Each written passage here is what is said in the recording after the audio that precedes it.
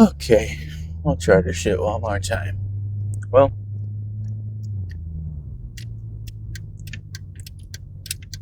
I'm gonna go to work.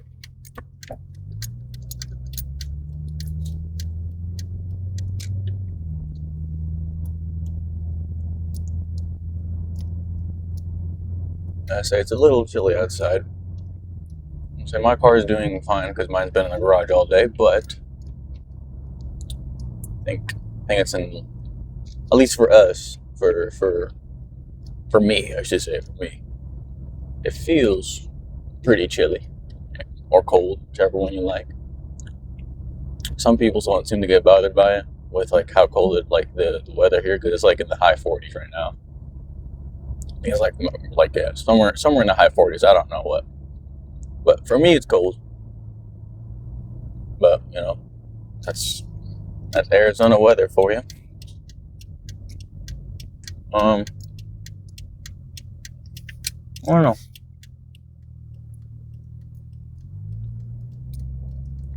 I guess this is the nice part of living in Arizona though. Is it's not super like snowy. We don't really get like black ice or anything on the roads like that. At least not here, not down where I'm at.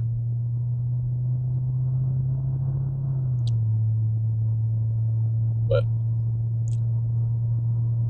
so hopefully you guys can hear me pretty well. I'm saying my car is loud, so but this this is pretty much what it's like for at least for me. I'm like I know a lot of people who own, you know, at least younger people who like to own Corvettes. They just I don't know. They just seem the need to like race everybody. At least every time I see anything, I'm like, you don't have to race everybody, right? But man, whatever you like, bud.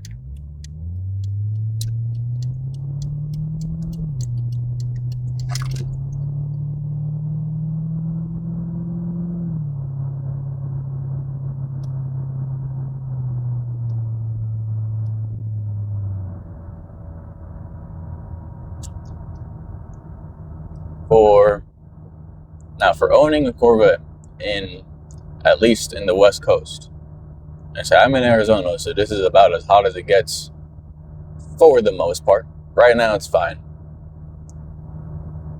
I'd say my only recommendation for anyone who drives, I think any Corvette for the most part, especially, I don't know how the C8s handle it. I would assume they handle it better than others. I would assume the same thing for the C7. But for C7, I don't know, right? I've never owned one. And they use a completely different system for the most part. But I think from what I've personally seen, and obviously I've owned a C5, so I can speak from a little bit of experience on that portion. And my buddy owning a C6, which I've seen what his could do under certain circumstances, basically. And these cars get hot. And I know, they say that they're built to run higher, but I'm like, dude, like 230 to 240? Really? Like, that's very hot. Like, right now, like, oil temps will still hit whatever they need to hit, which is, obviously you want it to hit that. You don't want it to just overcool itself. For coolant, on the other hand, at least for me, whenever I actually get going, like let's say there's no stoplights, it's just pure green, and I'm just going at a constant speed. Because with the old radiator, the OEM radiator, the old from that these C5s had, it was right. Like during cooler times, like right now, that thing would work great, right? This car would be just fine during those moments. For the hotter times of Arizona, especially like deep summer, June, July, August, like that portion right there, it can be a struggle for the C5s, right? But at the same time, I don't think a lot of people pay attention to it, except maybe me and maybe a small portion of anyone who owns these cars. But obviously, people wanting to, upgrade cams or long tube headers, whatever the case may be, I don't know, whatever your budget can handle, I guess.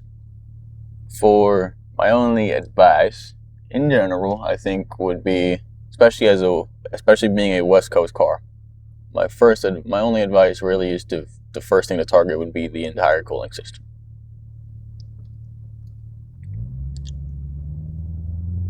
And I know some people just maybe lower put a lower thermostat, which I'm like, okay, you could try that if you'd like, see how you feel about it. I personally don't really like it. I'm like,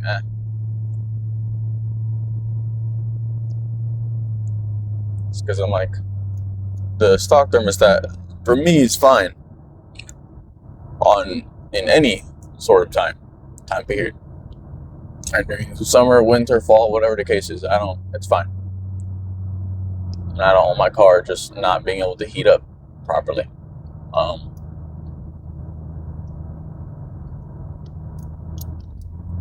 Maybe if you get some of the things, you could try it if you like. I know they're expensive, but just a full blown all aluminum radiator. I have a DeWitt's. That thing has pretty much brought down at least my coolant temps superbly lower compared to what it used to be when I initially bought the car. And I've had this car for about a year. Yeah, somewhere around there. About a year now. A little over that, actually. I bought this thing last year in May. So, and it's been pretty good for me. I don't race a lot of people because I'm always in the city. So I'm like, I don't really. And whenever I'm not, whether I'm done working or whether I'm not working, I usually stay at home.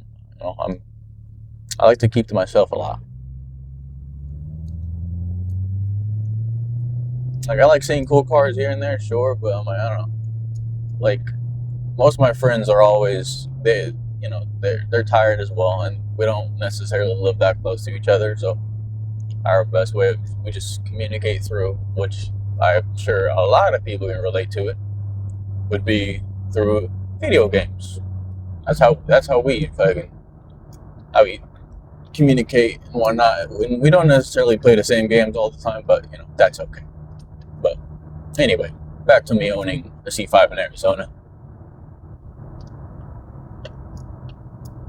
Yeah, I recommend a cooling system. Any sort of cooling system upgrade. This radiator has done me quite well. In terms of temps, once you get going. So the old one would hit without effort. You could literally go into highway cruise control, 10 miles, whatever the case is. The coolant temps will still hit 200, I don't know, maybe 15. No problem. And I'm like, you could be cruising the whole way. You could have the car in cruise control. Why I know that? I've done that. I had the car in cruise control for, I think it was 20 miles on the highway, nonstop. You just got a constant, and I had it cruising at 75. Just to see, because I was curious that day, let me cruise at 75 miles an hour. Yeah, this car will still hit those absolutely high temps that people I've seen online. They're not lying. These cars just run hot, which is absurd. I don't like it, to be honest, but ever since I got the new radiator, the coolant temps, once you get moving, right, and you get as much air through the radiator, 199 for me, right? So I went from being around 215, 220, and it stays at a constant 1.8. Dude, it does not go up. It stays at a constant 199, which is nice, right? And my thermostat opens up, I think for these cars, for mine at least, was a 185. I'm like, beautiful. So everything's opened up where they need to be. Remaining at a 199 for a constant. Oil temp will still hit whatever they hit. Obviously, it's random for me for that one, just depending on where I'm going. But it's worked well. I like it. I would highly recommend it. Obviously, when you're looking into those, even if you go for a DeWitt's, I would highly recommend actually like really reading into which one you have, right? Because those radiators are very dependent on the year, right? Because there's the early years and then there's the later years of the C5s from like, I think the way they had it from like 97 or something? Yeah. Like 97 to 2000, and then the 01s to 04s had completely different setups on the radiator for them. I mean, you could try to get the adapters, sure, but if you don't want to deal with any of that hassle, yeah, you just read everything. If you don't see something reading it, call them. They're very nice people. I've called them. Say they can get you sorted out and everything you need.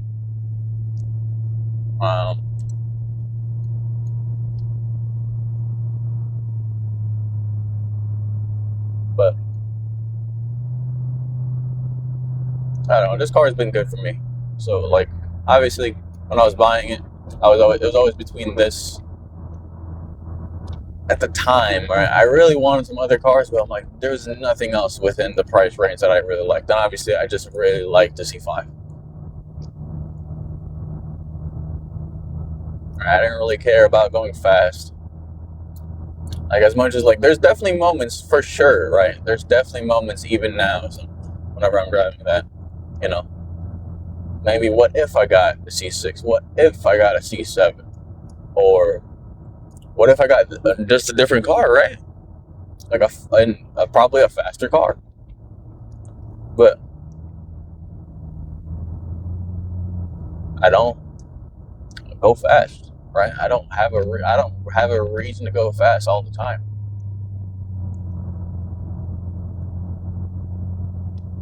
So I just enjoy driving the car that I love. And I think people tend to miss that. So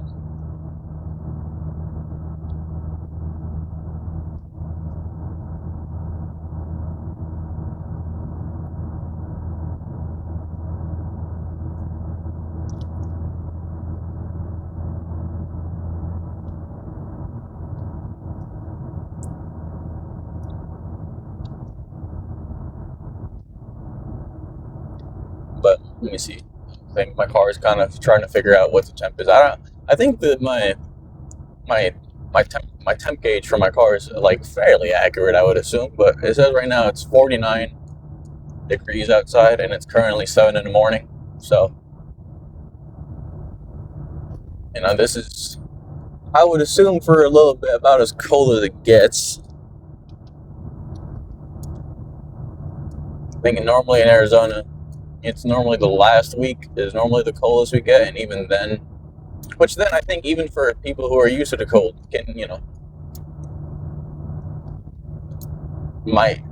some people just might be naturally, they get cold type thing, because it'll hit sometimes. It'll hit like high 30s here. Like normally the coldest days would probably be the 30th, 31st, and 1st of January. Like that 3-day stretch is normally, from what I've ever seen, normally the coldest that it gets. But it's only ever hit that I can remember now. It's only ever really hit under 32 like twice here, but that was like dead center midnight on New Year's Day, right there, like straight up midnight on the 1st. That shit said 29 degrees. Next year said 28 degrees. So I was like, I don't know. I just kind of assume that it's going to be about that every time now, because it's just cold at that point. Like, this is peak midnight. There's nothing going on. So, but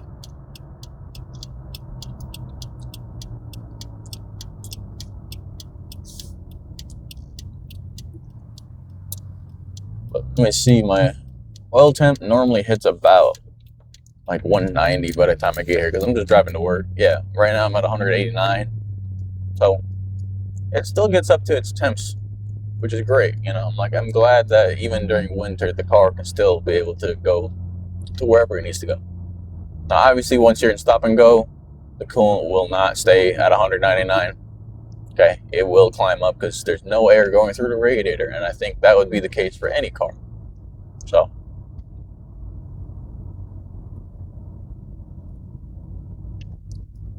newer cars are obviously built much better at it. They're able to heat up quicker and maintain that heat for longer. And say my car being an 04, not really. They only knew how to do so much at the time.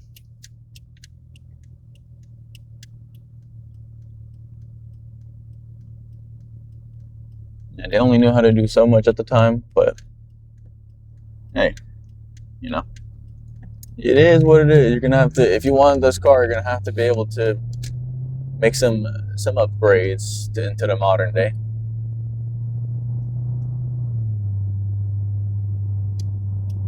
Because I always see people saying that these cars just, step one of a Corvette owner or whatever, like it overheats. Well, if you keep seeing that, there might be a common issue. Get the cooling system upgraded, right? Get a bigger radiator.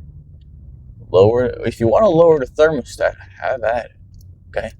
I'm not going to stop you. That's your choice on your car. My only thing for me, recommendation-wise, would be literally to just get a aluminum radiator, right? Like for me, I got it at DeWitt's. Like I said, this thing's work great. If there's other brands out there that are similar to it, go ahead. Oh, and yes, I know I work at a Ford dealership and I own a Chevy, but that's okay. No, I applied. So I've applied to multiple places, and this is the one that took me first. So I'm just here, just at this point, just to learn. Learn some more things I've never learned. You'll always learn something. You got to keep open mind. And headlight goes down. Woo! All right, though.